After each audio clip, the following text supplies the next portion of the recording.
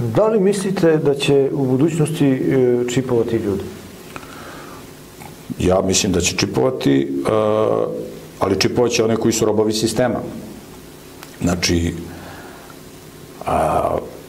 u Bibliji se, zašto mislim da će čipovati? Zato što se u Bibliji spominje da će ljudi dobiti žig zveri na ruku i na čelo.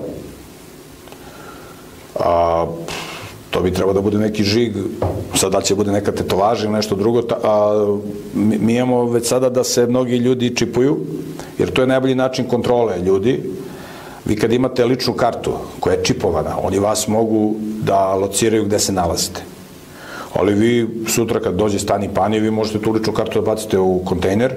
Znači vi sad koristite čipovanu ličnu kartu, da biste lakše u banci, u pošti, tamo ovamo koristili sistem. Međutim, sutra kad se satanizam instalira i kad budu velike pretnje da moraš da prihvatiš nemoral i destrukciju koju će oni da nametnu, kao što i sada nameću, onda će biti potrebno da budeš čipovan, da čovjek bude čipovan, da ne može taj čip da izbaci iz sebe. I onda ćemo vjerovatno staviti taj čip i na čelo i na ruku, da ga lakše identifikuju, da ga lakše lociraju. Naravno, i će kažu, sva su ti otvorena vrata sa tim čipom, možeš da plaćaš račune, ovo, ono i tako. Tako da ljudi koji su u sistemu, koji su robovi sistema, koji žive u gradu, oni pristaju na sve da bi sačuvali privilegije. Znamo kad je bila turska okupacija, prvi koji su prihvatili islam, ne zato što su želeli da ga prihvatili, nego iskoristi. To su bili ljudi koji su bili velikoposednici, koji su imali velika materijalna bogatstva, da bi ih sačuvali. Oni su prihvatali islam i prelazili u islam. Znamo da danas mnogi ljudi prihvataju određenu političku opciju zbog koristi, prelazi iz jedne stranke u drugu iz koristi, menjaju veru, menjaju naciju danas. Veliki pozdrav za vas i podrška sa Cetinja. Svaka čast, hvala. Miroljub ne nosi zalud Petrović prezime, no ko časni Srbin iz Crne Gore. Na Lovćenu njegov spava najmudrija srpska glava. Pitanje moje sledeće, da li je ovaj koronavirus priprema za žigosanje i čipovanje ljudi?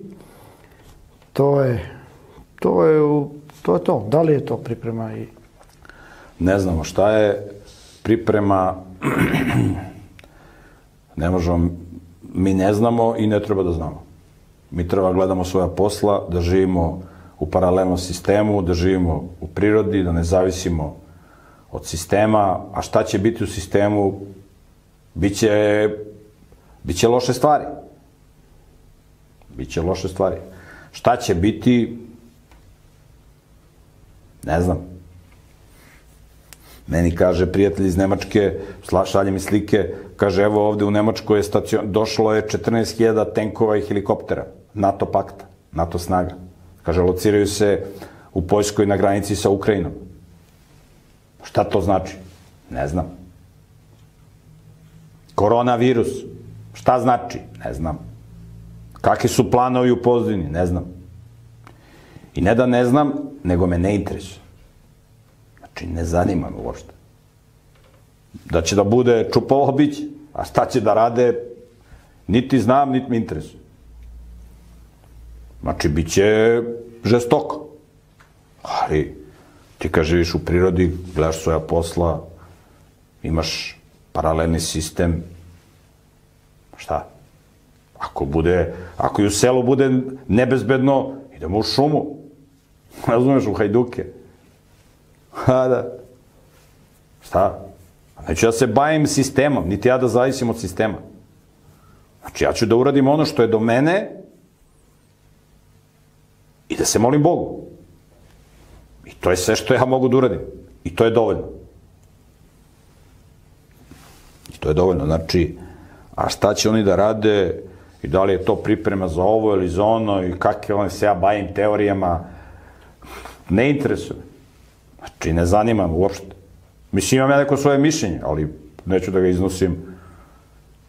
Dok je bilo mirnodopsko, ja sam pričao. Sad kad krenula frka, šta imam ja da pričam?